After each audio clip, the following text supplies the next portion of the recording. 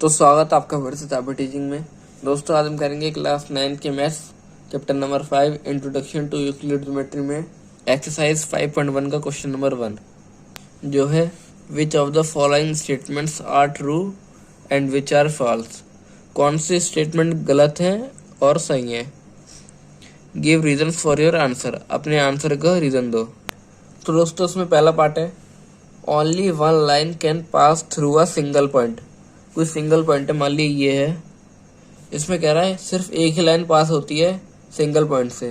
तो देखिए एक लाइन तो ये हो गई, एक ये हो गई, एक ये हो गई, एक ये हो गई, एक ये इसी तरीके की काफ़ी सारी लाइन पास हो रही हैं। इसका मतलब हमारा आंसर क्या होगा, फॉल्स। तो हम लिखेंगे false because infinitely many number of lines pass through a single point. एक पॉइंट से बहुत सारी लाइन पास हो रही है, इसलिए हमारा आंसर फॉल्स है। सेकंड पार्ट है there are an infinite number of lines with pass through two distinct points.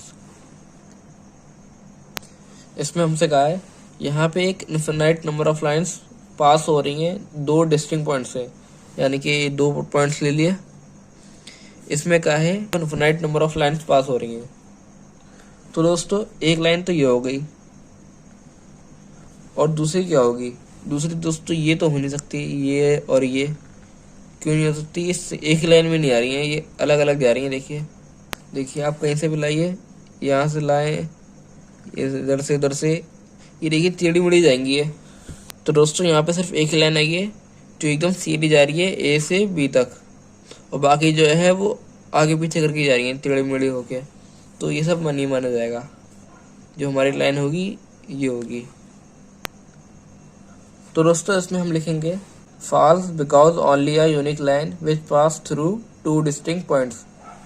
ये फॉल्स होगा क्योंकि यहाँ पे सिर्फ यूनिक लाइन कहते हैं या फिर सिंगल लाइन कहते हैं। यूनिक लाइन मतलब एक लाइन जो पास हो रही है दो पॉइंट से। थर्ड पार्ट है a terminated line can be produced indefinitely on both side. कोई टर्मिनेटेड लाइन है, ये ए और ये बी, ये भी एक टर्मिनेटेड लाइन है। क्वेश्चन में हमसे कहा है हम इसको प्रोड्यूस कर सकते हैं इंडेफिनेटली, और कर भी सकते हैं अगर हम इसको एक्सटेंड करते हैं दोनों साइड। और दोस्तों ये हमारा यूक्लिड्स का पोस्टुलेट भी है, इसलिए ये हमारा आंसर होगा ट्रू। क्योंकि दोस्तों ये पोस्टुलेट है तो आपको इसका रीजन देने की जरूरत नहीं है।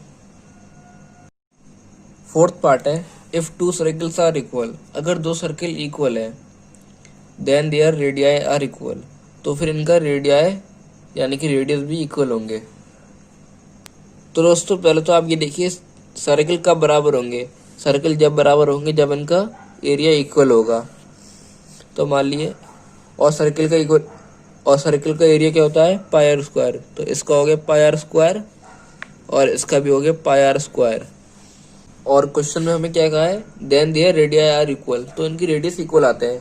मान ली दोनों की रेडियस है 3 सेंटीमीटर और पाई की वैल्यू तो कांस्टेंट होती है, तो हम इसको अभी पाई की वैल्यू लिखते नहीं है, पाई को ऐसे छोड़ देते हैं, पाई इंटू 3 का स्क्वायर और इधर भी पाई इंटू 3 का स्क्वायर। तो दोस्तों ये क्या हो गया 3 का स्क्वायर 9 पाई और इसी तरह इधर भी 9 पाई। तो दोस्तों आपने यहाँ पे क्या देखा, अगर हम रेडियस को इक्वल ले रहे हैं तो इनका एरिया भी बराबर आ रहा है, यानी कि सर्कल भी बराबर आ रहे हैं।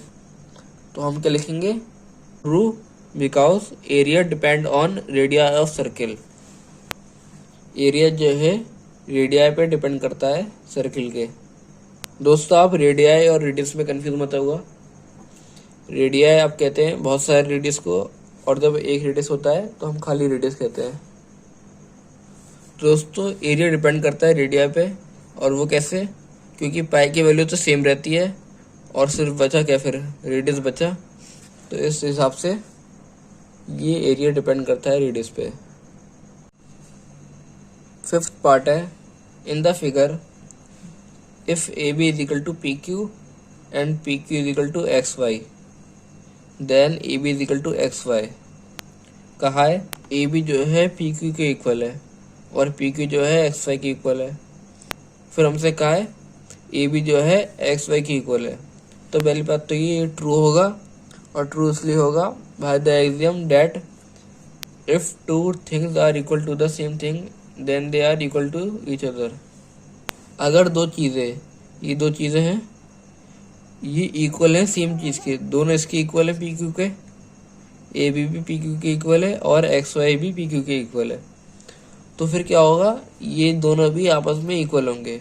ये है यूक्लिड्स का एक्सियम, और हम रीजन में ये लिख देंगे।